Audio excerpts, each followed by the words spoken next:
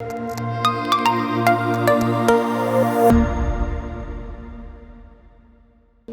की ये रीत है, हार के बाद जीत है। मैं डॉक्टर प्रमिला खत्री, मैं बीकानेर रीजनल कैंसर इंस्टीट्यूट में असिस्टेंट प्रोफेसर हूँ। ये मेरे फादर हैं मिस्टर रमेशन। 3 अप्रैल को हमें इनका RT-PCR पॉजिटिव आया बीकानेर में। वहीं हमने जीवन रक्षा हॉस्पिटल में एडमिट कराया और 4 तारीख को हम वापस अपने गवर्नमेंट में जहाँ कोविड सेंटर है वहाँ एडमिट हुए। लेकिन 6 तारीख की रात को अचानक से, मतलब वैसे फुल हाई फ्लो ऑक्सीजन पे थे, लेकिन 8 बजे बाद इनकी कंडीशन डिटेरियोरेट हुई। मतलब पेशेंट बाईपैप पे जाने वाला था। उस समय हमने डिसीजन लिया और हम 6 तारीख को 2:30 बजे रवाना हुए बीकानेर से जयपुर के लिए। सुबह यहाँ पहुँचे और सुबह यहाँ पे डॉक्टर राकेश गोदारा के अंदर इनको एडमिट किया गया। हम बीकानेर से इनको 4 इंजेक्शन रेमडेसिविर लगा के आए थे और यहाँ पे सर ने अपने अंडर लिया और सर ने आगे रेमडेसिविर कंटिन्यू रखा और सर ने इंजेक्शन टोसिलिजुमैब लगाया था। उसके बाद धीरे धीरे इनकी कंडीशन में इम्प्रूवमेंट आया। BiPAP of and on morning and evening में रखते थे और उसके बाद धीरे धीरे जो हाई फ्लो ऑक्सीजन था वो धीरे धीरे कम हुआ। 15 लीटर से 10 लीटर, फिर 8, फिर 6 और फिर 4। उसके बाद सर ने हमको 15 तारीख को ICU से इधर कॉटेज में शिफ्ट कर दिया और अभी ये मतलब वेरी लो ऑक्सीजन पे मेंटेन कर रहे हैं। साइन सिम्टम जो हम लेके आए थे, कफ वगैरह बिल्कुल ख़त्म है, पेशेंट बिल्कुल रिलैक्स है और आज हमारे डिस्चार्ज हैं। नमस्कार, myself Dr. Rakesh Godara. I am a senior consultant in the pulmonary and critical care medicine at CK Birla Hospital, Jaipur. Right now we receive one patient that Mr. Ramesh Chandra with severe COVID and his oxygen level was very low.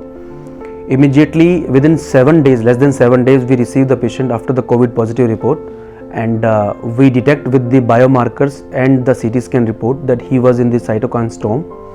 So we provide all the necessary medications as per the evidence based and he responded to the treatment. So initially he was managed with the oxygen and the BiPAP and gradually his oxygen requirement decreased.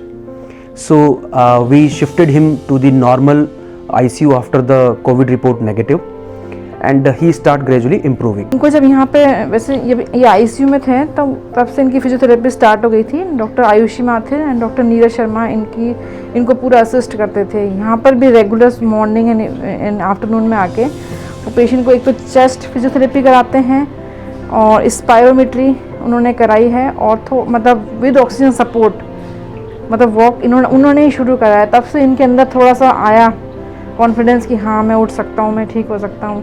तो यहाँ पे physiotherapy का भी उन्होंने हमें बहुत support किया और उसके कारण ही अभी थोड़ा सा चल पाते हैं और वॉशरूम वगैरह यूज़ कर सकते हैं। But now the important thing starts right now here and that is the more important, that with oxygen that is the more important is the nutrition and the physiotherapy. That is the core in these kind of the patients. They have a attack on their lung because of this severe COVID disease. They make the lungs very vulnerable and also the fibrotic and the sclerot and the scar is there in the lungs. So here the physiotherapy is a very important part.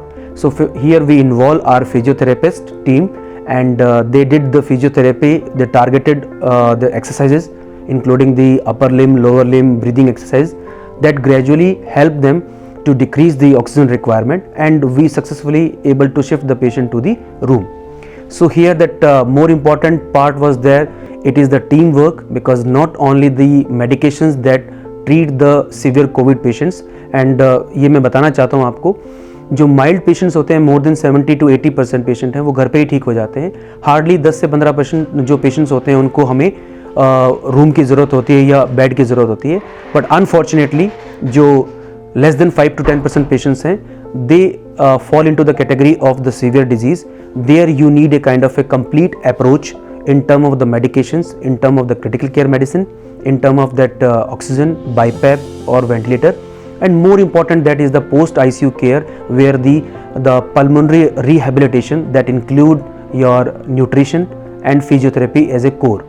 So and by God grace basically I think Almighty was there and all things went well and now the patient is improved, but still that story doesn't end because he need to continue the physiotherapy and the pulmonary rehabilitation that is a part that includes your physiotherapy that will be continue at home and for near about 1 month to 2 month, and gradually we will assess his lung function and then we will plan accordingly.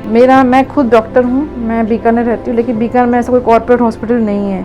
हमने कभी सोचा भी नहीं था कि हमें ऐसी condition में लेके आऊँगी। और मैं मतलब जिस दिन फर्स्ट डे यहाँ पे आई हूँ ना, उस दिन ही मैंने यहाँ का माहौल, डॉक्टर, स्टाफ, मैं देख के वैसे मैं रिलैक्स हो गई कि हाँ यहाँ हम होपफुल हैं। मतलब जिस कंडीशन में मैं आई थी ना, वो देख के मुझे लग गया कि हाँ पापा रिकवर हो जाएंगे। यहाँ का स्टाफ इतना कोऑपरेटिव है, मतलब एनी टाइम हम बेल बजाते हैं, हाजिर हो जाते हैं। डॉक्टर्स हैं, जो रेजिडेंट डॉक्टर आते हैं, ड्यूटी डॉक्टर हैं, किसी भी समय हम कॉल करते कि पेशेंट को यह प्रॉब्लम है, फटाफट आके उसका करते हैं।